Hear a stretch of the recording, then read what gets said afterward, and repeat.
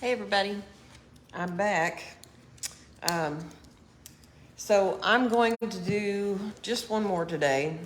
Um, I told you I was going to do Miriam, and her story is kind of mixed with her mother's, and we don't hear a lot about her mother. Her name was Jochabed. So I'm just going to kind of smush them together. So Jochebed and Amram were Moses' mother and father, and both of them were of the tribe of Levi, and they had three children. They had Moses, they had Miriam, and they had Aaron. And at the time of the birth of Moses, I do believe that maybe Aaron wasn't around yet, or he was just young, because it really doesn't talk about him yet. So Miriam is the daughter of Amram and Jochebed.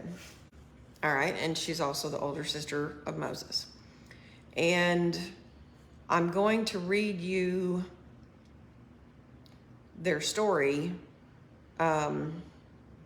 because I want you to understand how she fits into it, and I don't really know how to do that without giving you more information. So I'm reading from Exodus chapter 2. It's verses 1 through 10. And it says, "And there went a man of the house of Levi and took a wife and daughter of Levi, and the woman conceived and bare a son.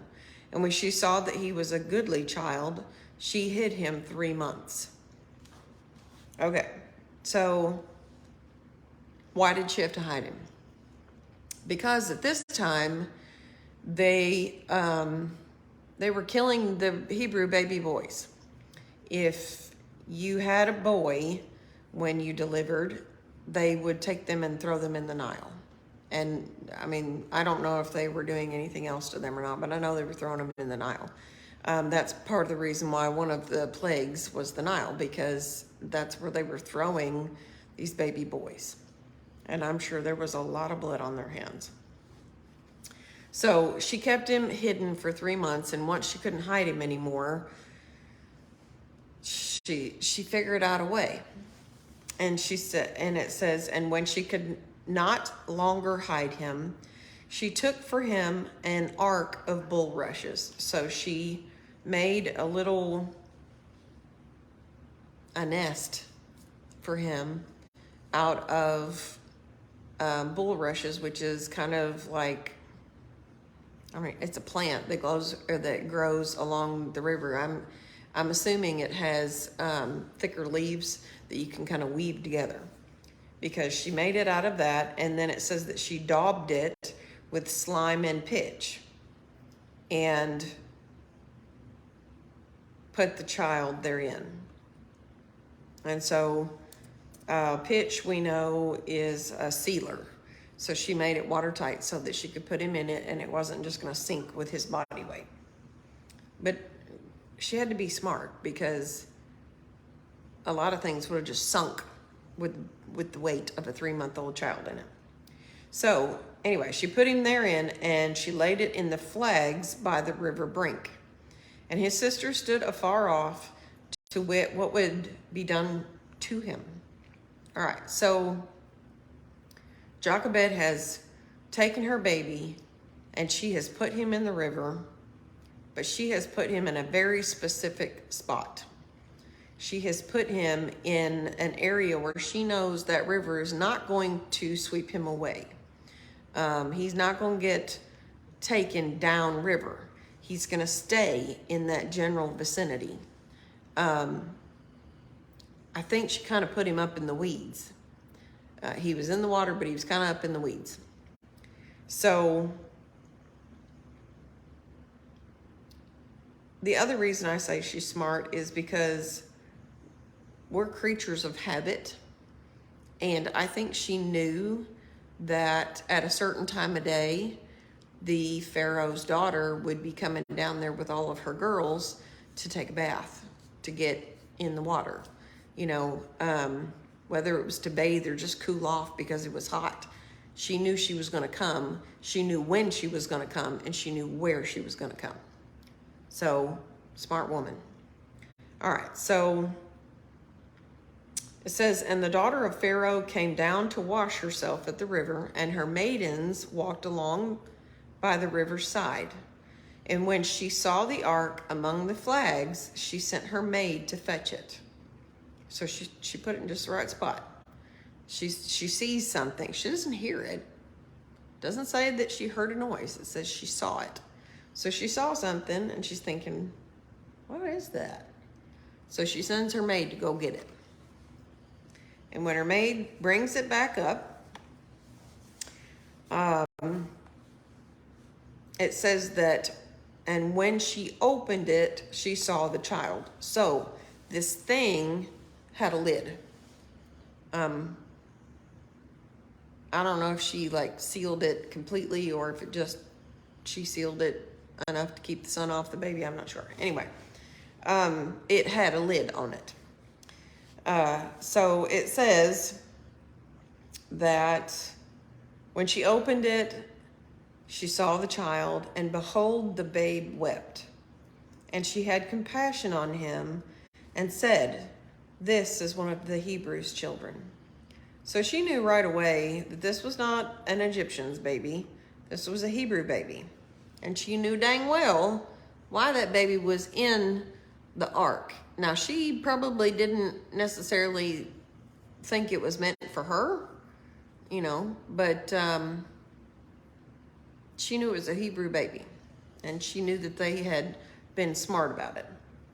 It says, then said his sister to the Pharaoh's daughter. So Miriam has been standing over there waiting for her brother to get plucked out of this river so that she can see what's going to happen. See whether or not the Pharaoh's daughter takes and chucks him in the river like what the Pharaoh wants to be done, which I have a feeling she probably would have dove in and gotten her brother.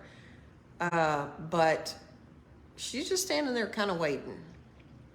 She's waiting in the wings.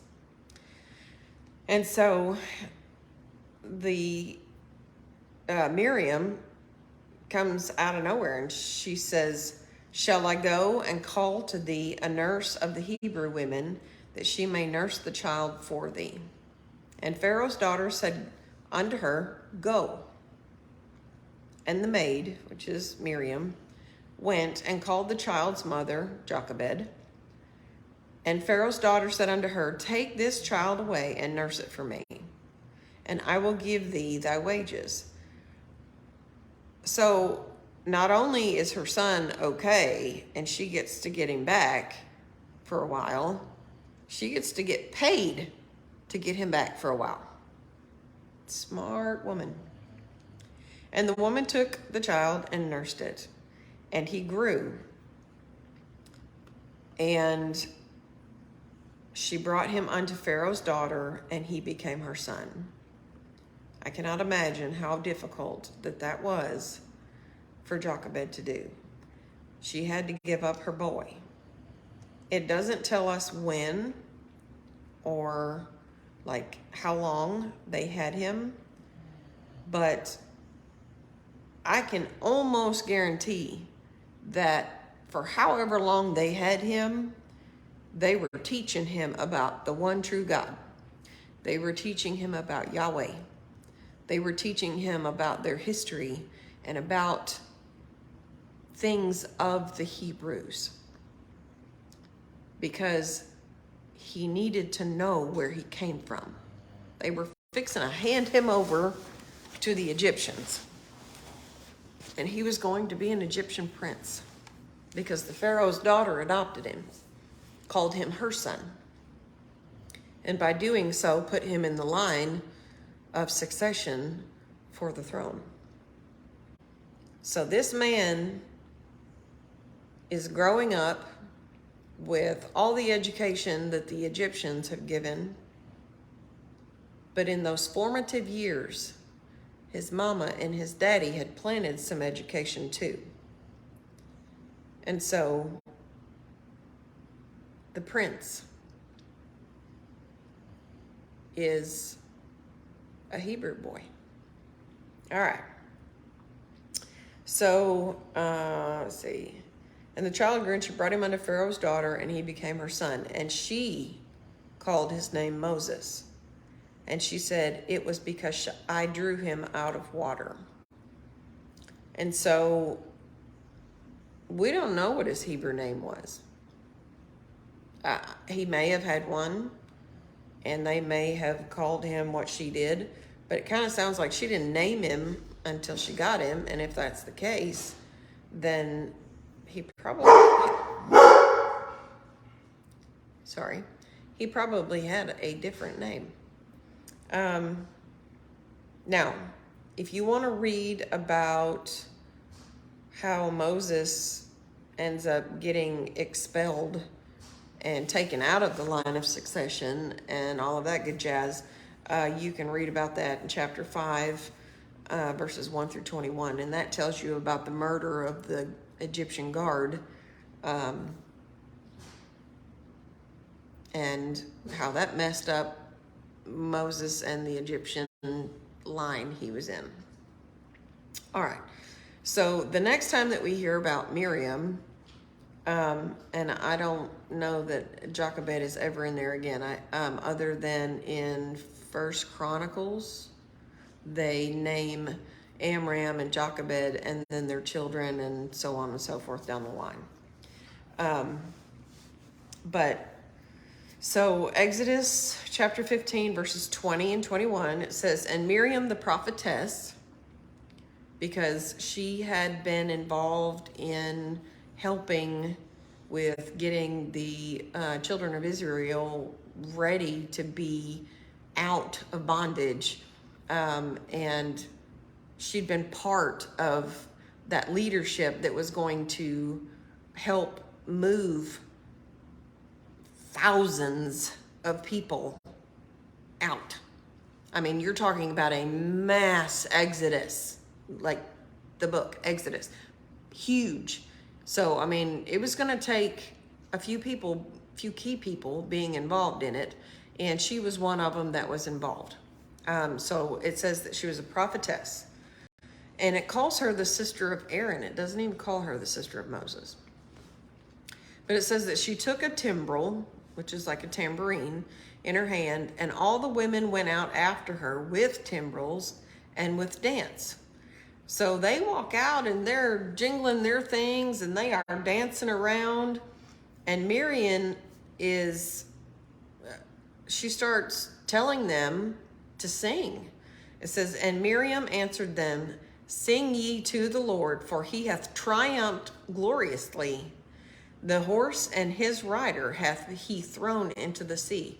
So she is singing God's praises literally, because they have had the Red Sea to part. You know, not only did they get to leave Egypt, they left Egypt with all of its wealth. They had a Red Sea part in front of them and walked on dry ground to get to the other side. And then they get to watch Egypt, their army, just wiped out by the sea, by God. So she's dancing around. She's pretty happy. And we don't really hear a lot about her anymore until Numbers. And this is where we run into some trouble. So in Numbers chapter 12, verses 1 through 6, Miriam and Aaron are speaking out against Moses. And let me tell you something that is a valuable something to know. If you have someone that is a voice box of God, your pastor, your elders, your church leadership, whoever, you got somebody that is speaking God into your life, do not go against them.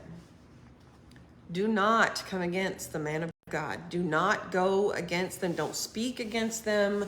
Don't try and hurt them. Don't do anything to them. Because if you do, God's going to get you for it. He does not like it when you mess with the ones that he has chosen. It's his chosen. Don't mess with them. All right, in these verses, and Miriam and Aaron spake against Moses because of the Ethiopian woman whom he had married, for he had married an Ethiopian woman. And they said, hath the Lord indeed spoken only by Moses? Hath he not spoken also by us? And the Lord heard it. That last part would strike fear into my heart. I'd be quaking in my boots. And so it would be tough for me just not to be very petrified.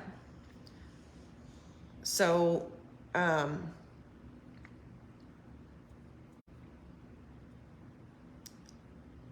it tells us in verse 15 that because of what she did, Miriam was shut out of the camp for 7 days, and the people journeyed not till Miriam was brought back in.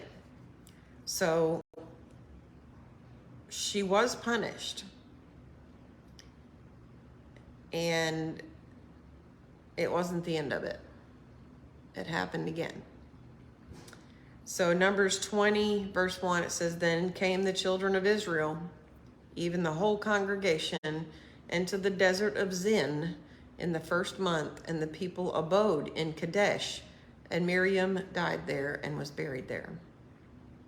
That is the end of Miriam. I never heard the end of Jochabed or Amram. I don't know if they even got to make it to the Exodus. Times were very tough then, and they may have died before then. It does not talk about them. So you have the beginning part of her story and the end of her story. Now, in Deuteronomy, there's a little bit more about her, so I want to talk about this also just quickly. Deuteronomy 24, verses 8 and 9 says, and it's Moses that's talking, Take heed in the plague of leprosy, that thou observe diligently and do according to all that the priests, the Levites, shall teach you. As I commanded them, so ye shall observe to do. Remember what the Lord thy God did to Miriam by that way, after that we were come out of Egypt. So remember, God gave Miriam leprosy. It says that her skin turned white as snow. He popped her. You don't mess with God's chosen.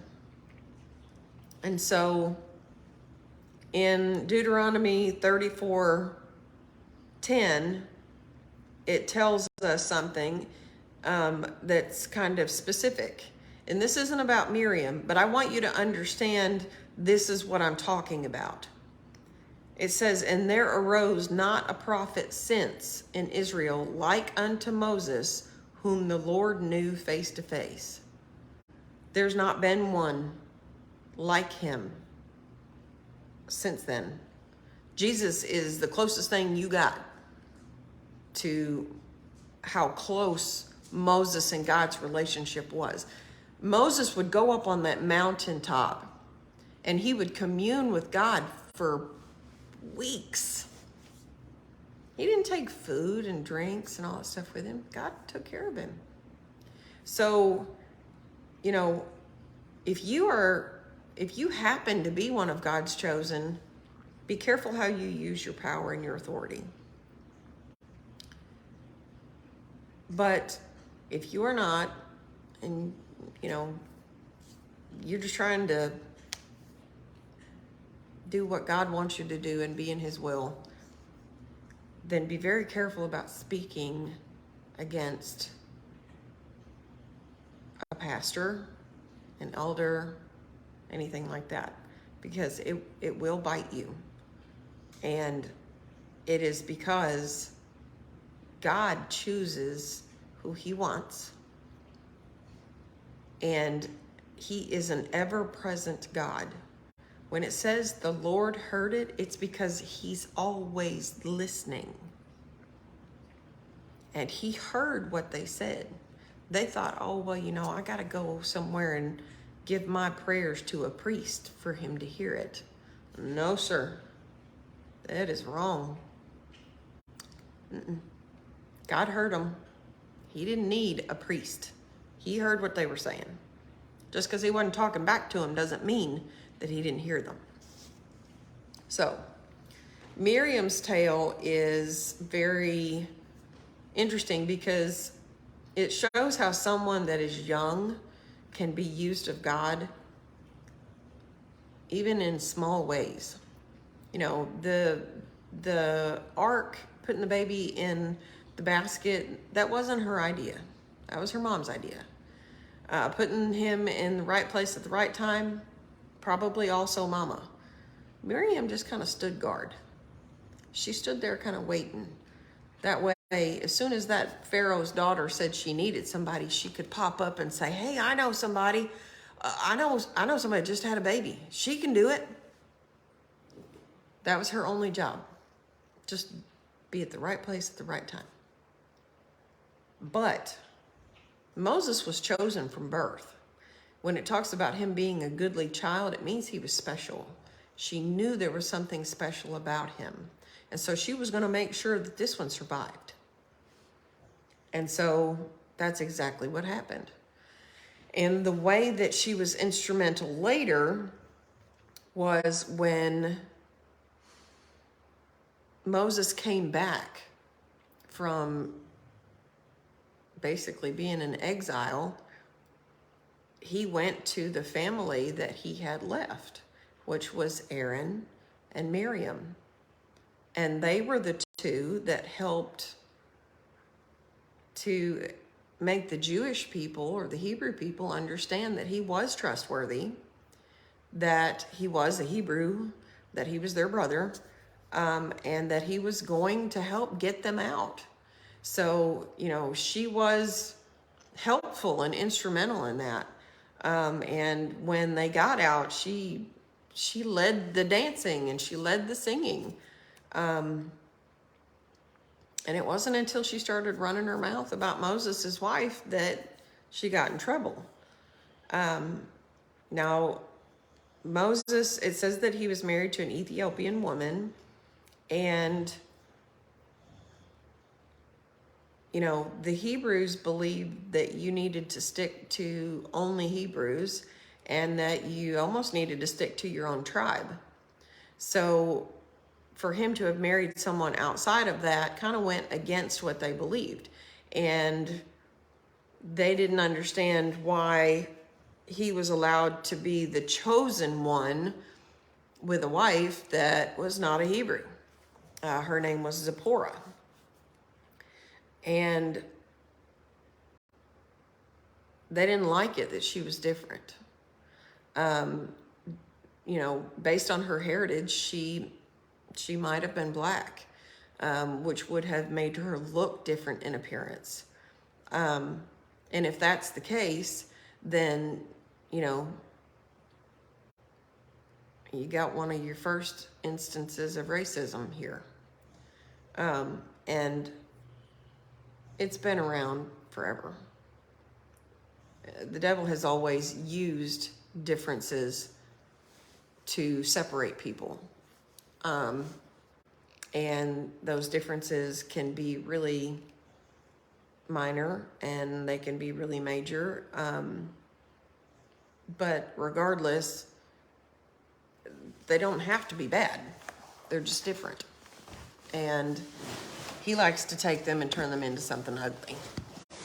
So anyway, so we've talked about Miriam and her tale. We talked about Jochebed. If you have any questions, let me know. I'm going to try and go back here in a minute and add in the Bible verses that I've been talking about in each of these. That way, if you want to read it, you can. Nothing that I'm telling you is not Bible based. I will not, if I cannot back it up, I won't say it and make it sound like it came from the Bible unless it did. If it didn't come from the Bible, I'm going to tell you that's me. That's a Priscilla version. It's what I believe. But all of these things, most of these things that I'm telling you, they came from the Bible, and inferences from these stories are pretty similar. The difference is that sometimes God will reveal things and you will see it in a different light. And that's what I'm hoping to do with some of these women, is show you how to see them as more than just a quick name in the scripture. Miriam is only mentioned a few times, but without her involvement in the Exodus, things may not have gone so smoothly. She was important. Without her in the beginning, maybe Jochebed wouldn't have been the one that got the boy back. So she was used and instrumental in Moses' story, and Moses was chosen from birth. So her life, even though she was a slave for most of it, was very important. And Jochebed is only in there for just a moment, but Jochebed was important. So, I'm bringing these women to light because I want you to see that sometimes in the background, not in the foreground, but in the background, you still have important people. They support the one in the foreground. Without the ones in the back, the front one couldn't have done his job. So I don't want you to discount these people because they are important also. That is my dog snoring. Wow. So anyway, I'm praying for y'all. I love you. I'll put some more on soon. If you have any questions or comments, I'd love to hear them. God bless you, and you have a great day.